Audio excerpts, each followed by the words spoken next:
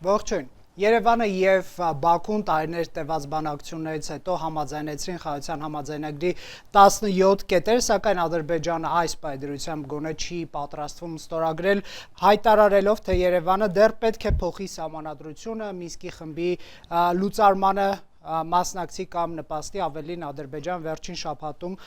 տասնյակից ավելի անգամ դեպքերով ենթադրյալ մեղադրեց հայկական զինված ուժերին իբր ադրբեջանական դիրքերի ուղղությամբ կրակելու մեջ Երևանը հերքում է ադրբեջանական ագրեսիվությունը կամ ագրեսիվացումը տեղի ունենում նաև Միացյալ Նահանգների նախագահի անվտանգության հարցերով խորհրդականի Բաքու զանգից եւ համաձայնագիրը կնքելու ըստ էության կոչից հետո ստորագրել այս համաձայնագիրը Բաքվի հետ թե ոչ այն շահավետ է Հայաստանի համար, թե վտանգավոր է ստորագրել Factor TV-ում հրավիրել ենք բանավեճ, որին մասնակցում են Վահե Գասպարյան, ազգային ժողովրդավարական բևեռի անդամ,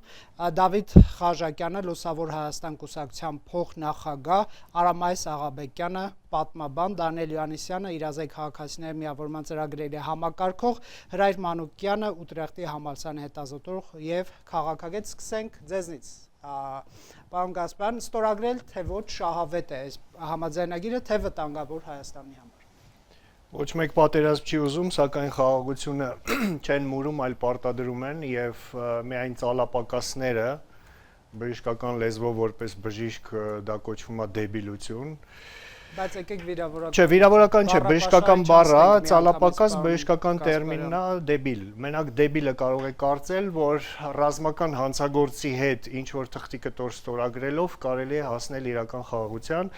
Հիշեցնեմ Ալիևը այն մարդն է, որը գնդակահարում էր մեր գերիներին, սպանում էր խաղաղ բնակիչներին, սպանված կնոջ աչքերը պոկում դնում էին բերանի մեջ ջերմուկի ագրեսիայի ժամանակ եւ այդ մարդու հետ հույս ունեն որոշ ծալապակասներ հասնել խաղաղության։ Խաղաղություն կլինի միայն ռազմաքաղաքական բալանսը վերականգնելուց հետո, բանակը հզորացնելուց, իրական դաշնակիցներ ունենալուց հետո։ Այս թղթի կտորը, որը կոչվում է խաղաղության, իրականում պատերազմի նոր պատերազմի պայմանագիր միտված է հայոց պետականությունը վերջնականապես ոչնչացնելու։ Ալիևը չի ստորագրի այն եւ իդեպ ասեմ, որ նոր պահանջները դնում են արդեն սահմանադրություն փոփոխել, ԵԱԿ Մինսկի խմբը ցրել։ Հետաքրքիր զուգադիպությամբ 2 օր առաջ մեր համար բոլորին քաչ հայտնի եւ շատ սիրելի Սերգեյ Շոյգուն, որ ասեց, որ թուրքերի հետ համատեղ գեղեցիկ օպերացիա են արել Արցախում, բոլորովին վերջերս ասեց, որ ուրեմն Ուկրաինայի դեպքում խաղաղությանը խանգարում է այն փաստը, որ Ուկրաինան պիտի փոխի իր սահմանադրությունը։ Հետաքրքիր է, չէ՞, նույն ձեռագիրն է։ Ռուսաստանը ուզում է ոչնչացնել Ուկրաինայի ինքնիշխանությունը պարտադրելով սահմանադրության նաև փոփոխություն, նույնը անում է Ադրբեջանը Հայաստանի պարագայում։ Ադրբեջանի վերջնական նպատակն է Հայաստան պետության ոչնչացումը։ Շնորհակալ եմ, կվերադառնանք մանրամասներով, պարոն Յովհաննիսյան, կնքել պայմանագիր, կներեք, համաձայնագիր, դա շահավետ է թե վտանգավոր Հայաստանի համար։ Գիտեք, ինձ թվում է, որ ամեն դեպքում այս քայլը տակտիկական քայլ էր, որը ինչ որ ռիսկերի իհարկե իր մեջ պարունակում է, մասնավորապես Եվրամիության դիտորդ մասնավորապես են կարգավորումները, որոնք կարող են Եվրամիության դիտորդներին ի վնաս մեկտաբանվել, թեև ես այստեղ հասկանում եմ, որ Եվրամիության դիտորդների վերաբերյալ որևիցե հիշատակում չկա պայմանագրում, բայց երրորդ երկրների ուժերի մասին է խոսքը սահմանի երկայնքով, եւ այստեղ մենք կարող ենք շատ երկար քննարկել, թե ինչ ասել է սահմանի երկայնքով, ինչ ասել է տեղակայում, եւ արդյոք Եվրամիության դիտորդները, որ տեղակայված են չգիտեմ, Իջևան, Եղեգնաձոր եւ Կապան քաղաքներում արդյոք դա կարելի է համարել սահմանի երկայնքով, բայց ամեն դեպքում ինքնին sense ձևակերպմանը համաձայնվել է եւ չպնդելը, որ երրորդ երկրների զինված ուժեր նշված լինի, այն ինչ որ Երևանը պնդում էր միջև համաձայնվելը։ Իհարկե ռիսկերի մեջ պարունակում է, բայց մյուս կողմից հասկանալի է, որ այս ռիսկերին մենք գնում ենք Ադրբեջանի հնարավոր ռազմական ագրեսիան դելեգիտիմացնելու համար, որովհետև երևի ոչ մեկի համար նորություն չի, որ աշխարհակարգը եթե չի փլուզվել, ապա նենց բավականին թուլացել է ցավոք սրտի ամերիկան, որը խաղաղության բավականին լուրջ գործոն էր, այդ թվում 22 թվականի ադրբեջանական ագրեսիայի ժամանակ բավական լուրջ դերակատարում խաղաց, ամերիկան էլ հինը չի, հիմիկվա ամերիկան եւ 22 թվականի ամերիկան տարբեր են, դեռ իհարկե պետքա դիագնոզի ենթարկել թե ինչպիսին է հիմա ամերիկան դառնում, բայց որ ուրիշը այդ արդեն փաստ է, Մի խոսքով ստորագրել եւ ներողություն եւ իհարկե ինքնին ցավոք սրտի արդարության ոնց ասեմ, արդարության պահանջելու հնարավորությունները աշխարհում շատ ուժեղ պակասել են։ Մենք ցավով տեսնում ենք, որ Ուկրաինան ստիպված է լինում համաձայնվել բաների, որոնք ինքը մի քանի ամիս առաջ չէր համաձայնվում։ Օրինակ հրադադարի շփման գծով Ուկրաինան միշտ ասում էր, պետքա տեղի ունենա իրանց տարածքների դեօկուպացիա, լինի վերադարձ առնվազն 22 թվականի փետրվարի սկզբի շփման գծին, իսկ երկարաժամկետ առումով վերադարձ միջև 14 թվականի Ղրիմի օկուպացիայի վիճակին, բայց հիմա տեսնում ենք, որ Ուկրաինան համաձայնվում է օրինակ շատ ավելի իրավիճակը մեր օգտին չի, աշխարհի զարգացումը մեր օգտին չի եւ այս ֆոնին մենք ստիպված պետքա դելեգիտիմացնենք Ադրբեջանի ռազմական ագրեսիան։ Ես ամբողջությամբ համաձայն եմ զրուցակցի հետ այն առումով, որ այո,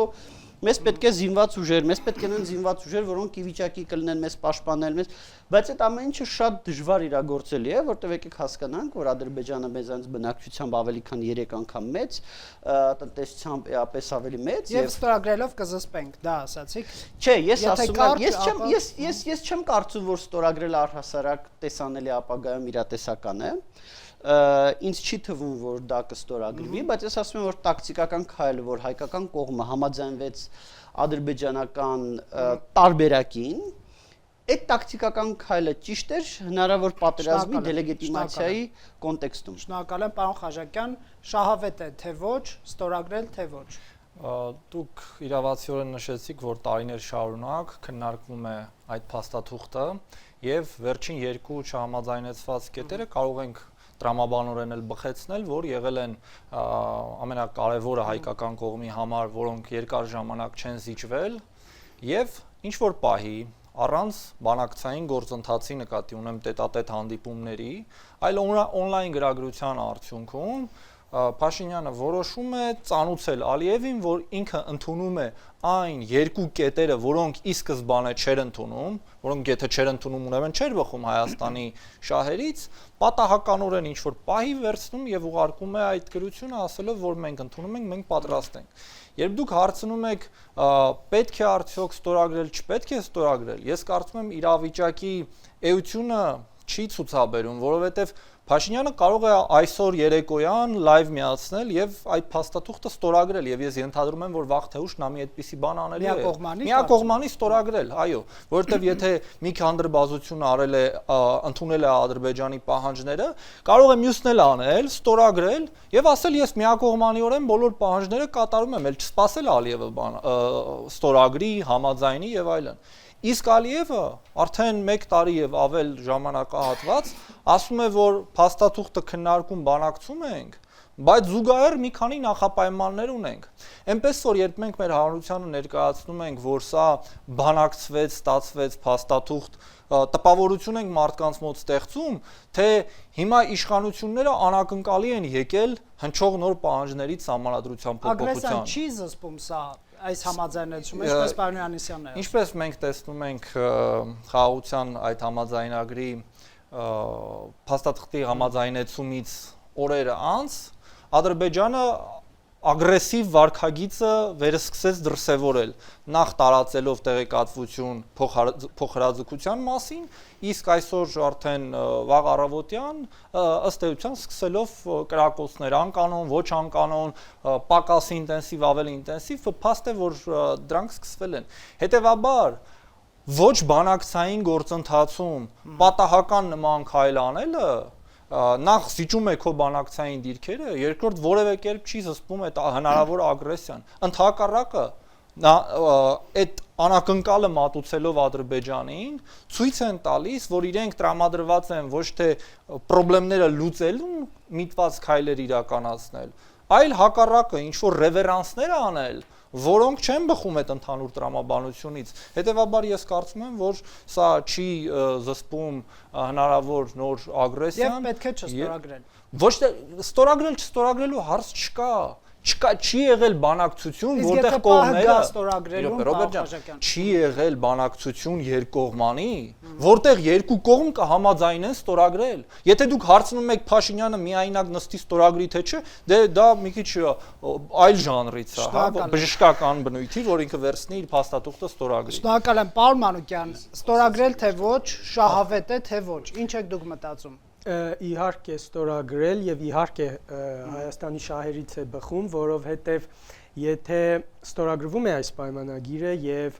ավելի լայն իմաստով հաստատվում է խաղաղություն, երկարաժամկետ խաղաղություն, սա Հայաստանի զարգացման մի հատ լրացուցիչ խթան է հանդիսանալու, հատկապես այն պահից, երբ որ հայ-թուրքական սահմանը բացվի։ Տեսեք անընդհատ այդ խոսակցությունները Հայաստանի ներսում, որ հնարավոր է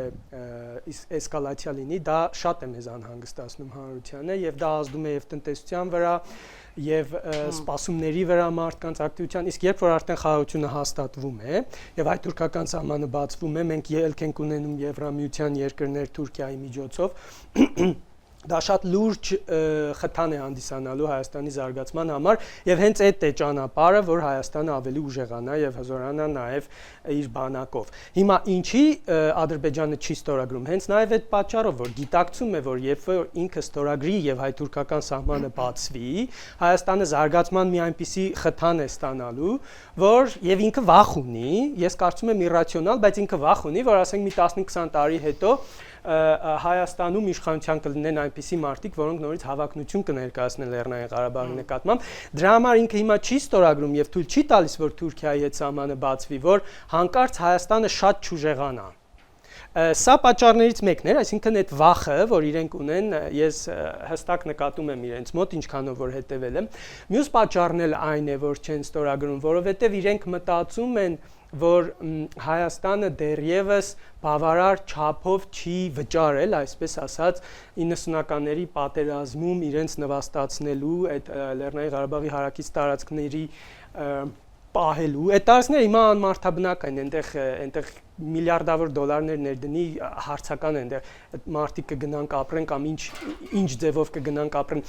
Իրենք ամեն անգամ մտածում են, որ Հայաստանից դեռ պետք է վրեժ լուծեն եւ փորձեն վնասել Հայաստանին։ Ուրեմն այս համաձայնեցումը չի զսպի Ադրբեջանի, նշանակում է ձեր խոսքից, որովհետեւ դեռ ունեն պահանջներ, դեռ պետք է վրեժ լուծեն, ճիշտ հասկացա։ Իրենք ունեն պահանջներ վրեժ լուծել փորձում են, բայց այս համաձայնագիրը ստորագրելով մենք եւս մի մեծ քայլ մոտեցնում ենք երկարաժամկետ խաղաղության հաստատումը, այնպես որ ես չէի համաձայնի ձեր այդ ձևակերպման հետ, թե այս փաստաթուղթը դե չստորագրենք մեկ այնտեղ ուրիշ պահանջներ կան։ Հիմա են իրանք փորձում այդպես ներկայացնել։ Ես լսել եմ մի քանի պահանջներից, եթե ստորագրվեն։ Մի օրինակ բերեմ, ներողություն։ Ես մի օրինակ բերեմ, Ահաբեկյան պետք է խոսի։ Հա, ես ուղղակի մի կարճ բան ասեմ։ Շատ Տեսեք, կարճ, մենք տեսնում ենք Ռուսաստանի եւ Ուկրաինայի օրինակը, որոնք ակտիվ մարտական գործողությունների մեջ են իրար համեմատ։ Մեր ու Ադրբեջանի հարաբերությունները ոնց որ կարելի է սիրո եւ հանդուրժողականության անվանել ռուս-ուկրաինական հարաբերությունների հետ, էլի։ Բայց մենք տեսնում ենք, որ Ռուսաստանն ու Ուկրաինան էլ հիմա հերրակա բանակցություններում էլի իրար հետ չեն բանակցում։ Բայց հերրակա բանակցություններում ջանք ու երանգ չեն խնայում, որպեսզի ամեն կողմը ինքը չլինի խաղաղությունը մերժողը, որպեսզի որից է պարագայում ընկալում չստեղծվի, որ ինքն է խաղաղություն մերժողը։ Գիտեք, քանի անգամ է ապացուցվել, որ Ադրբեջանը խաղաղություն մերժող է։ Տեսեք, Զելենսկին էլ Պուտինն էլ ամեն ձև փորձում են նենց անեն, որովհետեւ դեպքում խաղաղություն մերժողը իրանք չեն։ Շնորհակալ եմ, հիմա կարձագանքեք։ Շնորհակալ եմ, հիմա բայց պարոն Աղաբեկյան պետք է իր խոսքը ասի։ Նախ սկսենք դրանից, որ այդ պայմանագրի ընդամենը երկու կետն է բովանդակային առումով հանրությանը հայտնի եւ երկու կետը Հայաստանի Հանրապետության զիջման մասին է, որ եղել է ինչ-որ X դիրքորոշում, մեկը վերաբերվել է դատական հայցերի վերաբերյալ, որ ես անձամբ հնարավորություն ունեցել եմ կոնկրետ այդ հայցերով զբաղվող մարդկանցից հարցնել, որ արդյոք կա համահավասարության նշան Հայաստանի հայցերի եւ Ադրբեջանի հայցերի միջեւ, եւ ինձ հստակ եղել է ոչ պատասխանը, որովհետեւ գոյություն ունեն հայցեր Հայաստանի Հանրապետության կողմից եւ գոյություն ունի հակընդդեմ հայցեր այդ հայցերին Ադրբեջանի կողմից։ Մնացած 15 կետերի մասով բովանդա այո ենթադրություններ կա, բայց կարծում եմ որ այդ 15 կետերը պետքա բացվեն, հանրությունը պետքա տեղյակ լինի դրա մասին, հետո նոր դիրքորոշում հայտնես, արդյոք այդ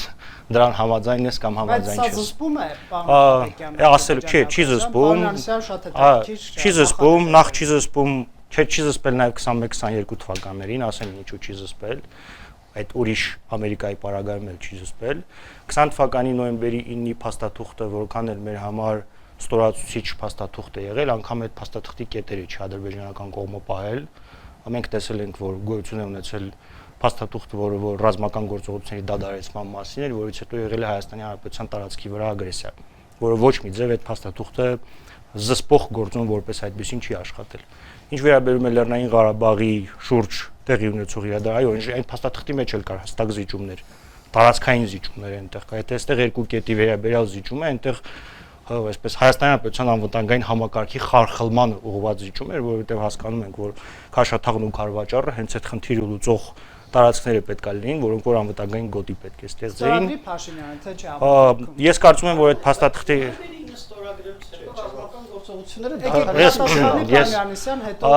Ես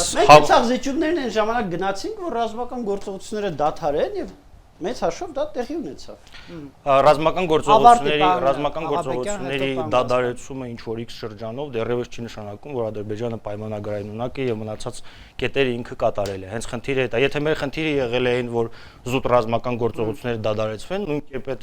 խաղաղության պայմանագիր կոչվածը ինչ որ այսօր կա, կարելի է ստորագրել, ստանալ այն, որ արևմտյան դիտորդական առաքելությունը սահմանի երկայնքից հանել, այդ 17 կետի ընթացքում ստանալ իր բաժին կետերը, որը իր համար ձեռնտու է, հաջորդ օրը հայտարարություն անել, որ հայկական կողմը կրակ է բացել ադրբեջանական դիրքերի վրա, ինչպես որ 21 թվականին, 22 թվականին արել են։ Եվ հետո ագրեսիան օրինականացնել։ Ադրբեջանը երբեք միջազգային շատ կարևոր արձանագրում է, ես պարոն Յունիսյանի հետ համաձայն եմ, երբ որ ինքը ասում է, որ ոչ մի կողմ չի ուզում այն դիրքից հանդես գա, որ ինքն է պատերազմը սկսողը, ավելին Արցախյան 44 օրյա պատերազմի ժամանակ ադրբեջանական կողմը չասեց, որ ես գնում եմ իմ տարածքային ամբողջականությունը վերականգնելու։ Ասեց հայերը կրակել են, ես ընդամենը պատասխանել եմ։ Հիմա ով է ասել, որ հիմա երբ որ խաղաղության պայմանագիրը ստորագրվի, դրանից հետո ադրբեջանական կողմը ագրեսիա իրականացնելու ժամանակ ասելու է, գիտեք ինչ, ես հավելյալ պահանջներ եմ դնում, այդ պահանջները չի կատարում, դրա համար եմ։ Պարոն Գասպարյանը խոսի, հետո այս հարցին կպատասխան պարոն Յանիսյանը։ Պարոն Գասպարյան, ամեն դեպքում այս համաձայնագրի նախագիծը այն ինչ որ կա եւ հայկական կողմի պատրաստակամությունը փաշտար մի քանի հրավեր ուղարկեց Ալիևին, եկեք տեղը ժամը ճշտենք, ստորագրենք, համարվում է զսպման գործ թեկուզ եւ չստորագրվի, բայց Հայաստանի այս պատրաստականությունը զսպման գործուն է, ինչ եք մտածում։ Ես ամենասկզբում ասեցի, թե նման կարծիք ունեցողների մասին ես ինչ կարծիք ունեմ, ովքեր կարող են մտածել, որ այդ թղթի կտորով կարող են զսպել Ալիևին, որին չզսպեց ոչ 94 թվականի զինադադարը, ոչ նոյեմբերի 9-ի զինադադարը, որոնք եւս կնքված, ստորագրված փաստաթղթեր էին։ Սա մեկ, երկրորդը նման պնդում անել նշանակում է վերադառնալ 1915 թվականի քարոզին, երբ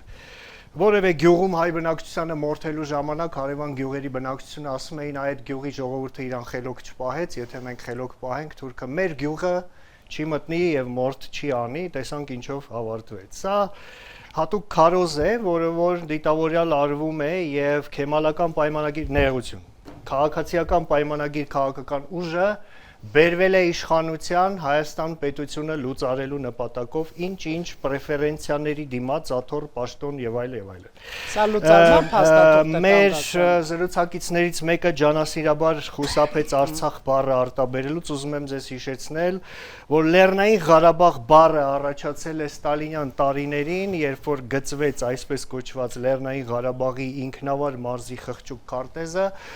չկա Լեռնային Ղարաբաղ, չկան շրջապկա տարածքներ կամ չգիտեմ շրջաններ, կա հայոց Արցախը 12000 նույնիսկ ավել քառակուսի կիլոմետր, որի վրա հայոց մանդատը տարածվում է համաձայն միջազգային լեգիտիմ փաստաթղթի ՄԱԿ-ի նախորդող ազգերի լիգայի որոշման եւ հայցերից հրաժարվելու պահանջը հենց այդ վախերից է գալիս, Ալիևը լավ է հասկանում, որ Արցախի մանդատը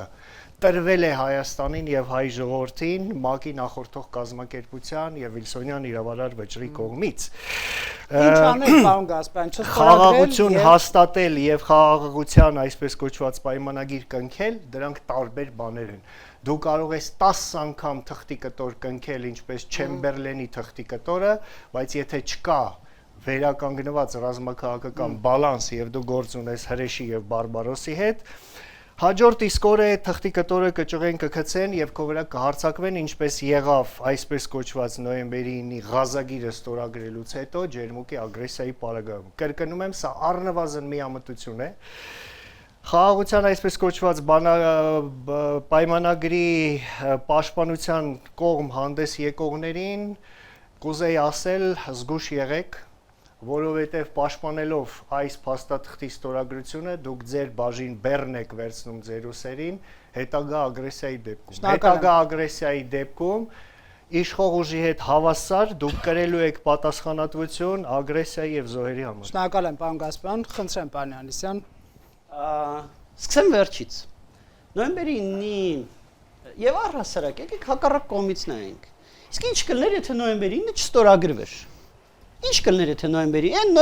9-ը, որի հասցեին լուսավոր Հայաստանը այն ժամանակ ինչ ասես ասում էր, հա, էլ ասում էր դա Հայաստանի նկատմամբ տարածքային նկարտումներ ունի, էլ ասում էր, որ դա խայտարակություն է, ինչ ասես ասում էր հիմա հակառակը։ Լուսավոր Հայաստան սովորություն ունի 170 աստիճանով կարծիք։ Եկեք խոսի, պարոն Խաչատրյան, 170 աստիճանով կարծիք փոխելու այդ մի կողմ թողնենք։ Բայց բայց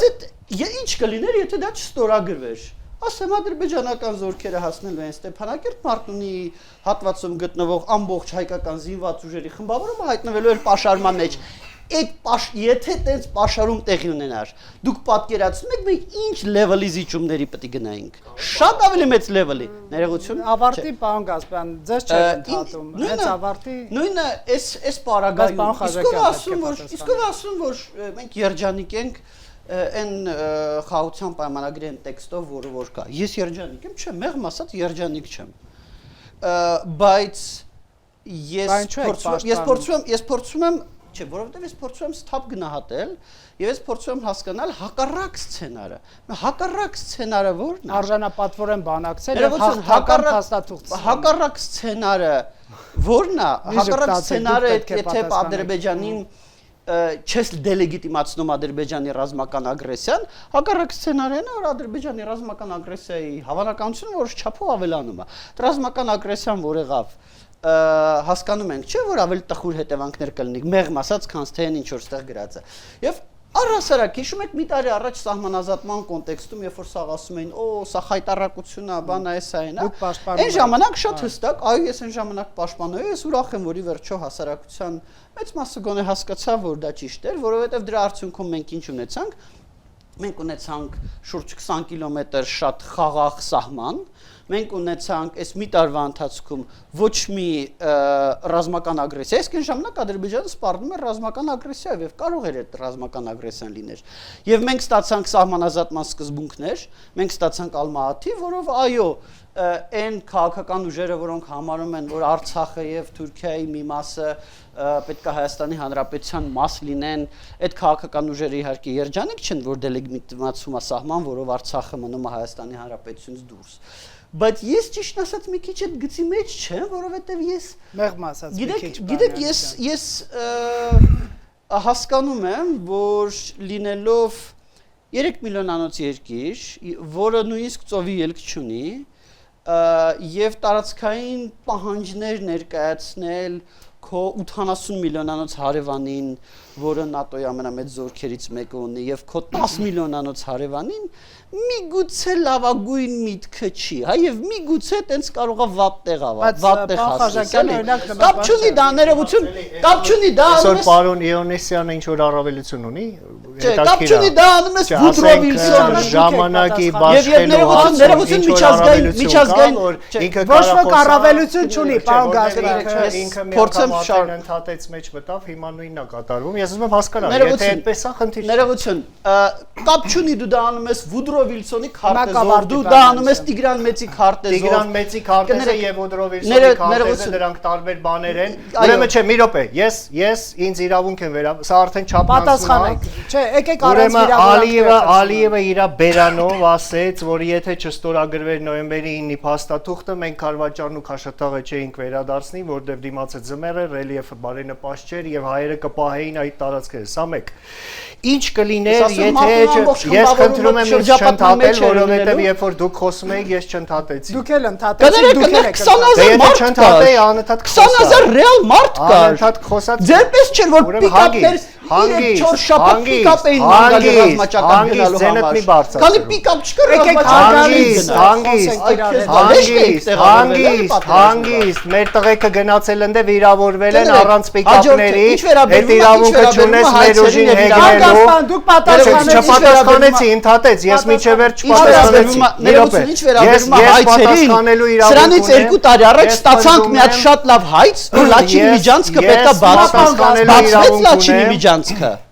Բացվեց Լաչինի միջանցքը 2 տարի առաջ մի հատ շատ մեր հայցով շատ լավ վճիռ ստացանք, որով Լաչինի միջանցքը պետք է բացվի։ Բացվեց Լաչինի միջանցքը ներկայությունը ավելորդ է։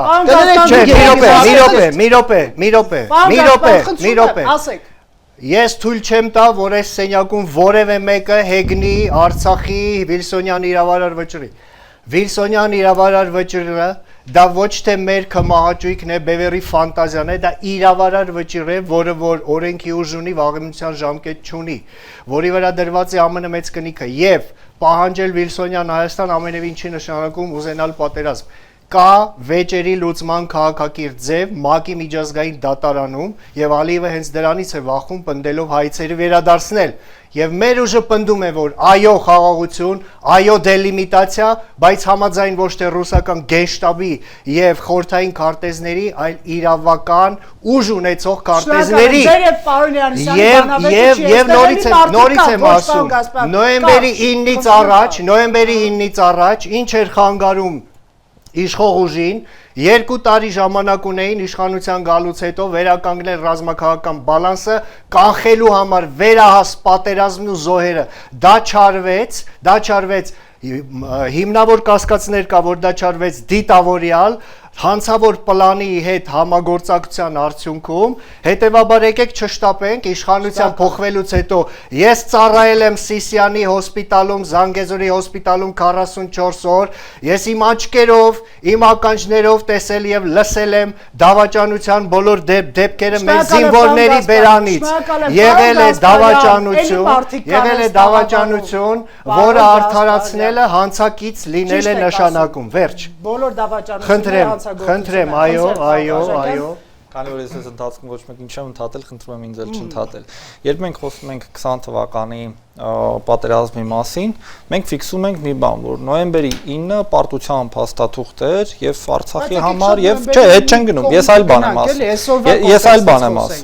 եմ ասում։ Այդ փաստաթղթում որպես պարտության ես խնդրեցի չընդհատել։ նորոշվեք էլի։ Ես խնդրեցի չընդհատել, Դանիել։ Զրուցակցին ընդհատել է էթիկայի։ Պարոն Գասպարյան, դուք էլ իրեն ընդհատեցիք, պարոն Խաչատրյան։ Նոյեմբերի 9-ի մեջ որպես պարտության արձանագրման մի մաս անգամ Արցախը հնարավորություն էր ստացել ունենալու իր տարածքում խաղաղապահ զորակազմ, լավն էր, վատն էր, բոլորովին այլ հարց, անգամ պարտության որպես արձանագրում։ Եվ հիմա էլ երբ մենք քննարկում ենք օրինակ ուկրաինական պատերազմը, ուկրաինական ռազմաճակատը, Ուկրաինան այսօր փորձում է նախապայման որպես բերել երաշխիք անվտանգության մասին, ելի խաղապահ զորքեր, ինչ որ բաժանարար զորքերի մասին։ Հիմա գալով այսօրվան այս մի կետի զիջումը, որ մենք այլևս երբեք իրավունք չենք ունենա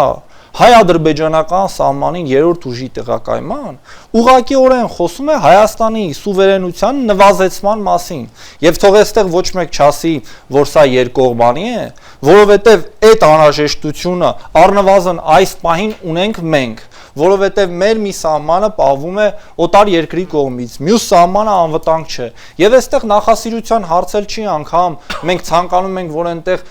ռուս դիտորդներ կամ խաղապահ լինեն, մյուսն էլ ցանկանում է, որ ֆրանսիացիների հետ մենք աշխատենք այդ առաքելությունը լինի։ Խոսքը գնում է նրա մասին, որ մեր սուբյեկտայինությունը այս մասով զիջվում է։ Եվ երբ մենք այս պարոնանց հարցնում ենք, ասում ենք՝ դուք ինչպես եք վերաբերվում այս սուվերենության զիջմանը։ Օրինակ պարոն Յանիսյանն ասում է՝ դե մենք համարում ենք, որ սա էլ ինչ որ մի զիջում է պետք է անենք, որ մեզ հանգարց չմեղադրեն ագրեսիվ լինելու մեջ, որ առնվազն Ադրբեջանին մեղադրեն։ Այդ այդ ագրեսիայի հետևանքով մենք էլ ինչ կկորցնենք, կարևորը մեզ չմեղադրեն։ Եվ ասում է մի մարդ, ով 19 թվականի դեկտեմբերի 15-ին ասում էր, որ հեղափոխությունը փրկեց Արցախը, որպեսզի մեր հերոստադիտողը հասկանա, ինձ օպոնենտ, ես շատ չեմ անդրադառնալու, սա հուսով եմ վերջին անգամը կլինի, որ ես Յովհաննիսյանին անդրադառնամ, այն էլ որովհետև ինքը թեման բացեց։ Թող մտնեն Յովհաննիսյանի Facebook-յան էջը 19 թվական դեկտեմբերի 15, որտեղ ասում է հեղափոխությունը փրկեց Արցախը, որպեսզի Դանիելի քաղաքական ու ընդհանրապես բարոյաքաղաքական պատկերացումների մասին հասկանաք, մտեք ես գրառումը կարդացեք եւ մնացածը կտեսնեք։ Չէ, ես քաղաքական տրամաբանության մասին։ Շնորհակալ եմ, պարոն Մանուկյան, խնդրեմ։ Բայց մի բան ասեմ, ներողություն, քանի որ Հետո պարոն Մանուկյան դարձել։ Պարոն Գասպարյան, երբ որ մարդ Կանոնը տալիս պատերազմի պետք է ժամանակ ինչ որ հարցերի հետ կապված ունենք մոտեցումներ, որոնք հետո հասկացանք, որ սխալ մոտեցումներ են, այդ թվում մոտեցումներ, որոնց հիմքում ընկածեր են, որ մենք հավատացած էինք, որ Հայաստանի զինված ուժերը ունակ են պաշտպանել Արցախը։ Եվ այո, այդ մոտեցումը սխալ էր, եւ ես ընդունել եմ, որ այդ մոտեցումը սխալ էր, ի տարբերություն օրինակ կներեք լուսավոր Հայաստանի իսկ ընդունել եք, որ հեղափոխությունը փրկեց Արցախը, թե չփրկեց հեղափոխությունը Արցախը։ Հեղափոխությունը ոչ փրկեց Արցախը, ոչ չփրկեց Արցախը։ Ինչ Դուք եք ասել, հիմա ձեր գրառումը մեկնաբան եք։ Դուք գրառումով ասում եք, ես օյեկ չեմ, ես անբարոյական չեմ։ Մենք գիտենք, որ դուք օյեկ ու անբարոյական չեք։ Դուք ասում եք, չէ, դա Դանիելի գրառումներից են մեջբերման։ Ասա ես Ալոնաշան չեմ։ Եղբայր, դու պատասխանի այս կարծիքը դու պահպանում ես, թե չէ։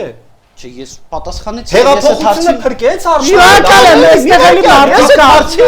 պատասխանեցի հենց եւ պատասխանում եմ նորից հատուկ լսողական խնդիրներ ունեցող մարդկանց համար հեղափոխությունը ոչ Արցախը փրկեց, ոչ չփրկեց։ Ուրեմն, ինչ վերաբերվում չէ, բայց ինչ վերաբերվում է մոտեցումներ փոխելու, որ հեղափոխական ուժը իր անձեռնահատության արդյունքում ինչ վերաբերվում Ռոբերտ ջան, մենք գնանք ինչ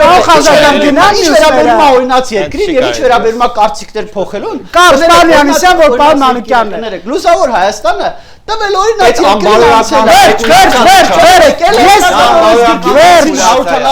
Մանուկյան, ոչ, ռուսական ռազմաբազաների մասին պարոն Յանիսյան, հասկացա մասին կարծիք փոխեցին, էլ նոյեմբերի 9-ի մասին կարծիք փոխեցին, էլ ԿՊ-ի մասին կարծիք Պարոն Մանուկյանը կշարունակի, հիմա նոր ուրիշ բաներ հիշեցի։ Պարոն Մանուկյանը եք լսում, հետո պարոն Աղաբեկյանին, վերջ։ Անցել եք, Դավիթ ջան, OԵԿ-ին անցել եք, վերջ, Հայաստանի պատմության մեջ ամենաշատ անգամ 180 աստիճանով կարծիք փոխած քաղաքական մեդալը ստացեք եւ զգուշ կանգնեք Ռոբերտ, չէ, պարոն Մանուկյանը պետք է խոսի։ Դանիելը անընդհատ տարբեր ուղղություններով վիրավորական բաներ անչեցնում։ Եթե ես եմ պատասխանել, դուք ինձ ասելու եք, հիմա ես չի կարելի վիրավորական բան հնչեցրածը անբարոյական մանիպուլյացիա է։ Դուք էլ հնչեցիք, պարոն Մանուկյանին եք։ Վերադառնում եմ բուն հարցին, խաղաղության պայմանագրին եւ ինչքանով է շնորհակալ եմ, հետո պարոն Աղաբեկյանը անպայման։ Տեսեք, եթե խաղաղության համբերատար լսել երկու մասնակցի, որոնք ձեր նման չէին կռվում։ Եթե այս պայմանագիրը ընդհանրապես չի զսպելու Ադրբեջանին Հայաստանի վերահարձակման տեսակետից կամ չի նպաստելու ընդհանրապես երկարաժամկետ խաղաղության հաստատմանը, Ադրբեջանը շատ հանգիստ կգնա կստորագրի, բայց տեսեք հիմա ինչ է կատարվում։ Ես իրենց կողմից որ լսում եմ, տեսնում եմ, որ իրենք հենց հիմա փորձում են նաև այդ ուղղությամբ աշխատել, այսինքն արժե զրկել այս պայմանագիրը, օրինակ նախկին արտգործնախարարներից մեկը ասում է, դե սա խաղաղության պայմանագիր չի, սա շրջանակային համաձայնագիր է ինչ որ սկզբունքների մասին, բայց այդ տեքստի պայմանագրի վերնագիրը լինելու է խաղաղության համաձայնագիր եւ դիվանագիտական հարաբերությունների հաստատման համաձայնագիր։ Այսինքն իրենք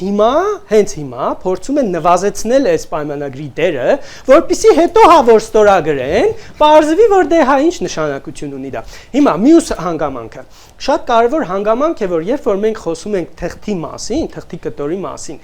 մենք շատ ֆորմալ տեխնիկական մոտեցում չպետք է ցուցաբերենք։ Այդ թուղթը ինքն իրանով, այո, թուղթ է, բայց դրա հետևում կանգնած է հսկայական գործընթաց։ Կողմերը 12 անգամ կամ 13 անգամ իրար ինչ որ առաջարկներ են ուղարկել։ Այս ընթացքում ինչ ասես եղել է 2022 թվականի հարձակումը Հայաստանի պահվածքը, Արևմուտքի պահվածքը, եղել է 2023 թվականին Ղարաբաղի բնակչության ուրեմն էթնիկ զտումները եւ Հայաստանի պահվածքը, Արևմուտքի պահվածքը, եղել է սահմանազատումը, Հայաստանի ներսին դիմության պահման եւ ասածս այն է, որ գործընթաց ընդհանուր առմամբ, երբ որ ընդհանուրի մեջ գնահատում ենք, մենք տեսնում ենք, որ այո, խաղաղության հաստատման գործընթացը չնայած բոլոր խոչընդոտներին եւ թերություններին հաստատուն կերպով առաջ է գնում եւ նկատի ունեցեք որ մեր անկախ պատմության մեջ խաղաղության հաստատման ուղով մենք գնացել ենք փորձել ենք գնալ մի անգամ 97-98-ի վերջին որ ձախողվել է Տեր-Պետրոսյանը հեռացվել է եւ հիմա վերջին 3-4 տարիներին այս խոսակցությունը որ կարծում եմ մենք հիմնականում ունենք եւ իմ ընդդիմադիրները մեր այս կողմի ընդդիմախոսները ուրեմն ներկայացնում են, դա իրենք ներկայացնում են հանրության մի զգալի մասի պատկերացումները մինչև 2020 թվականի ուրեմն պատերազմը, երբ որ այդպես հստակ չէր մեր համար հիմա։ Հստակ խաղաղության օրակարգ երբեք չի եղել Հայաստանի կողմից դրված եւ միայն վերջի 4 տարիներին ուզում է խաղաղություն, բայց ասում են չի ստացվի։ Գիտեք, կարելի է ուզել համ խաղաղություն, հետո ասել դե ուզում եմ նաև ծովից Հայաստան, դե ուզում եմ որ Ադրբեջանն էլ չունի, հա սաղել ուզում է, այդպես չի լինում, կյանքը դժվար բան է, պետք է ընտրություն կատարել, առաջնահերթությունները նշել եւ այն բաները, որոնք իրար հակասում են, ակնհայտ հակասում են, օրինակ Վիլսոնի իրավարար վճիռ եւ այլն, նույնիսկ այնքան անհետեթություն է նույնիսկ խոսալու կարիք էլ չեմ զգում դրա հարցում։ Ուրեմն այդ տեսակի բաները, երբ որ հակասող իրար բաներ ես անում, դու ստանալու ես պատերազմ։ Ակնհայտ է, չէ, որ երբ որ մենք այս պահին փորձենք Ադրբեջանի այդ հակազդեցությունը տեղի տալ եւ ասել դե որ դուք այտենց շատ վատ եք ձեզ պահում մենք էլ ենք ուրեմն հրաժարվում խաղաղության պայմանագրից ակնհայտ է չէ որ դա շեղելու է գործընթացը եւ էսկալացիայի հավանականությունը մեծացնելու է իսկ երբ որ մենք փորձում ենք արևմուտքի միջոցով պարտադրել Ադրբեջանին ստորագրել խաղաղության պայմանագիրը ինչը մենք փորձում ենք անել եւ նշանել օրինակ Ուոլցի ուրեմն Twitter-յան գրառումը այն բանից հետո երբ ինքը Հաջիևի հետ խոսել է Պարտադրանքը գործողություն չի թե զանգը հերիք էր օրինակ Զանգնել է պարտադրանք հիշեք որ 2022 թվականին ադրբեջանական բանակը կանգնեց զանգից հետո երբ որ Բլինկենը զանգեց Բլինկենը ասեց հետ գնացեք իրանք էլ հետ գնացին Հիմա լսենք պարոն Աղաբեկյանին շնորհակալ եմ հետաքրքիր մեկնաբանությունների համար Պարոն Աղաբեկյան կներեք բայց ես ուզում եմ հարցով հա այսպես ձեր հերթը տեղափոխենք տեսեք լավ կան թերահավատություններ կա 30-ամյա կոնֆլիկտ մի բան էլ ավելի եւ բնական է մեր այս թերահավատությունը որ կլինի այդպիսի բան բայց ինչ անել եթե ոչ գնալ այդ ծանր եւ դժվար ճանապարհով ինչ եք դուք առաջարկում Ժորդ ես լրիվ գետնի վրա եմ խոսում չգիտեմ այդպեսի ընկալում պետք չի ստեղծել որ տեսեք մենք գետնի վրա խոսողներ ենք եւ մյուս կողմում էլ այդպես վերացական ինչ որ բաներ են խոսում Սկսենք նրանից, որ այսինքն ուզում եք ասել, որ եթե Հայաստանի Հանրապետությունը պնդում անի, որ մենք եվրոպական դիտորդներ չենք հանում, դրանով ինքը լեգիտիմացնելու է Ադրբեջանի հարձակումը։ Այսինքն, չէ, թողեք միտքս, այս սա ռետորական հարց է։ Ես լռում էի, լսում էի ձեզ, թողեք միտքս միջևեր ձևակերպեմ հետո։ Այսինքն ուզում եք ասել, որ Հայաստանի Հանրապետությունը եթե չի հրաժարվում իր օրինական հայցերից, դրանով լեգիտիմացնում է Ադրբեջանի հարձակումը։ Այսինքն եթե Հայաստանի Հանրապետությունը իր օրինական պահանջների հետևից գնում է, դրանով Ադրբեջանին հնարավորություն է տալիս, որպեսզի ինքը հետագա իր ագրեսիան լեգիտիմ հողի վրա անի։ Այո, ես ձեր հետ համաձայն եմ։ Եթե Հայաստանի Հանրապետությունը այս պահին կանգնի եւ ասի, որ ես Արևմտյան Հայաստանը պատրաստվում եմ ռազմական ճանապարհով գրավել, այո, սա կարող է լեգիտիմացնել ինչ որ գործողություններ։ որ ասի դե սմարտիկ տարածքային պահանջ ունեն, այնպես չի որ Հայաստանի Հանրապետությունը Թուրքիայի տարածքային ամբողջականություն ճանաչում է այս խաղաղության պայմանագրով։ Հասկանալի է, որ Լեռնային Ղարաբաղն էլ ճանաչել է Ադրբեջանի կազմում շատ ավելի վաղ, քան այս պայմանագիրը եղել է։ Այնպես չի, որ ինքը նոր պիտի այս պայմանագրով ճանաչի Լեռնային Ղարաբաղը Ադրբեջանի մաս։ Այսինքն այս տրամաբանությունից կարելի է գալ, որ մեր օրինական պահանջները դա լեգիտիմացնելու հնարավորություն է, որպեսզի Ադրբեջանը մեր վրա էսկալացիա իրականացնի։ Իհարկե ոչ, սա այսպես չի։ Խաղաղությանը ես կողմ եմ։ Ավելին, խաղաղության կամք ունեցող շատ կցանկանայի, որպեսզի խաղաղության կամք ունեցող իշխանություն լիներ, եւ այդ խաղաղության կամք ունեցող իշխանությունը հստակ հերթով քայլերով այնպես աներ, որ այո, պատերազմ չլիներ, բայց փաստացի այս իշխանության մարտավարության եւ քաղաքական ճանապարհի հետևանքով մենք ստացել ենք միայն պատերազմ։ Կնեք, ասում են նաև այն մյուս կողմից, հա, որ ինչպես չհարաբերվեք պատերազմի հետևանքի հետ։ Թվում է, թե մենք 94 թվին ենք եւ իրավունք ունենք եւ կարող ենք, այսպես ասենք, գետնի վրա Ադրբեջանին հարկադրել մեզ համար լավ պայմանագիր։ Ասում են, եկեք առերեսվենք մեր պատմության հետ, պարոն Ռոբերտ ջան, ես կողմնակից եմ Հայաստան-Ադրբեջան ուղիղ շփումներին եւ ուղիղ բանակցություններին։ Հասկանում եմ, որ ցանկացած միջնորդ կողմ ինքը տրամաբանորեն իր բաժինն է ցանկանալու այդ բանակցություններից։ Ավելին, ես գլոբալ առումով դեմ եմ ցանկացած երրորդ կողմի ներկայության Հայաստանի Հանրապետությունում։ Դա կլինեն եվրոպացիներ, կլինեն ռուսներ կամ մեկ մյուսը։ Բայց այո, կան իրողություններ, որոնք որ այս պահին էս իրողություններ, այդ իրողությունները պետք է հաշվի առնենք։ Այդ որևէ խնդիր չկա։ Բայց նույն իրողությունների շրջանակում է, երբ որ դու քո օրինական պահանջները, ոչ թե ինչ որ նոր բան ես դու դնում, այն պահանջները, որոնք մինչ այդ ավելին, օրինակ, Պրահայով դու գնացել հաստատել ես երրորդ կողմով։ Կամ որ ասում եք, որ ամերիկյան կողմը պարտադրելու է։ Հիմա ձեր տրամաբանությունից գամ հարցին։ Եթե ամերիկյան կողմը այդպես պարտադրող էր, ժամանակին Բլինկենը հայտարարում էր, որ Ամերիկան ամեն ինչ անելու է, որպեսզի էթնիկ զտումներ Լեռնային Ղարաբաղում թույլ չտա։ Պատասխանը հետո ավարտեմ միտքս նոր էլի մի նախադասություն ա մնացել ընդհանրեն։ Ժամանակին ասում էր, որ մենք ամեն ինչ անելու ենք, որպեսզի Լեռնային Ղարաբաղում էթնիկ զտումներ տեղի չունենան։ Տեղի ունեցավ թե չէ։ Տեղի ունեցավ, չփաստացի։ Կոնկրետ հարց է։ Մի հարցել եւ վերջ, էլի։ Պրահայում եվրոպական կողմը եւ նոյեմբերին ռուսական կողմը հայտարարում են, որ իրենք միջնորդությամբ իրենք որոշակի պայմաններ են ստեղծում։ Այդ պայմանները կան թե չէ այսօր։ Գետնի վրա կան թե չէ։ Բայց շատ երկար չպատասխանեք, խնդրում եմ, որ պարոն Գասպարյանին ասի։ Ամերիկյան կողմի զանգով, երբ որ կանգնեց ադրբեջանական բանակը, ամերիկյան կողմը միգուցե նաև ասել է, որ պետք է դուրս գալ, ինքը դուրս չի եկել, բայց կանգնել է։ Այո։ Հիմա տեսեք, ախր մենք ես որ բաներ եմ ասում, դա չի, երբ որ ասում եմ ամերիկյան կողմը պահանջում է, որ ադրբեջանցիք գալիս էին ոչ թե դու։ Մի րոպե, Դանիել ջան։ Երբ որ ամերիկյան կողմը պահանջում է, դա չի նշանակում, թե դա այդպես պետք է միշտ կատարվի, բայց ինչ որ բաներ կարող են կատարվել։ Հիմա ամերիկյան կողմը եւ եվրոպական կողմը փորձում է պահանջել համոզել Ադրբեջանին, որ ստորագրի պայմանագրի, բայց Ադրբեջան կարող է եւ չստորագրել։ Բայց այդ պահանջը մի լրացուցիչ խթան է մեր ձեռքում, մի լրացուցիչ հանգամանք է գործոն է, որը մեր շահերի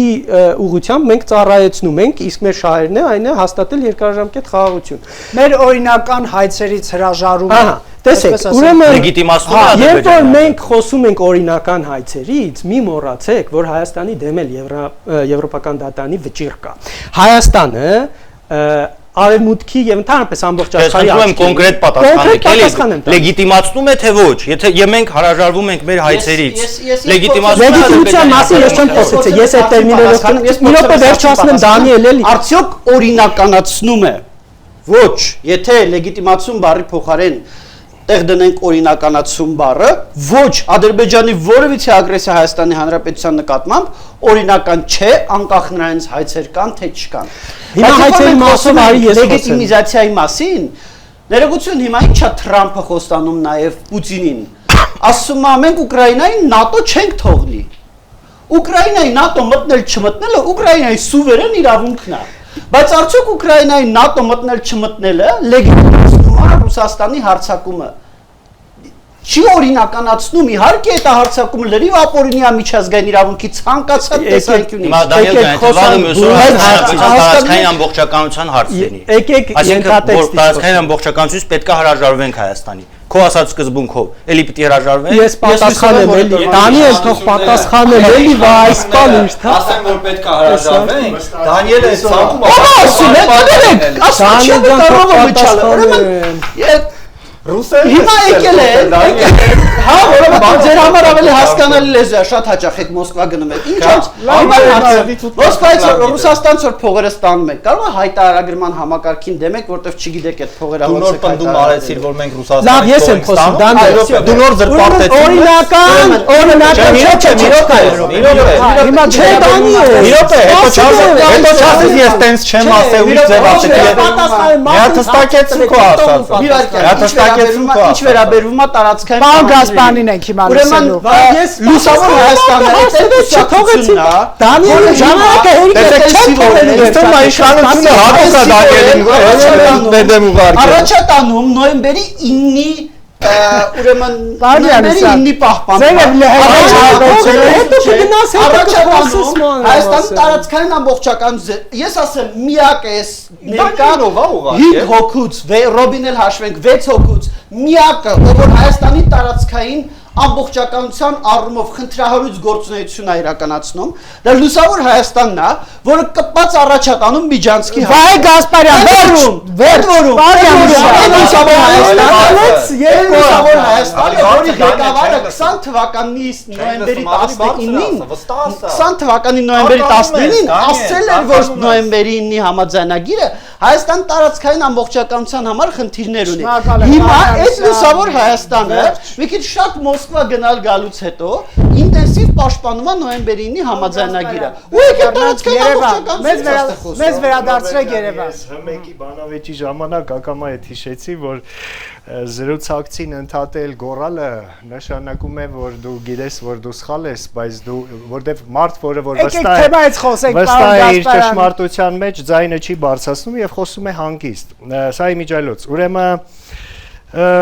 Եվրամիության դիտորդներ եւ հայցեր։ Եթե մենք հանում ենք մեր հայցերը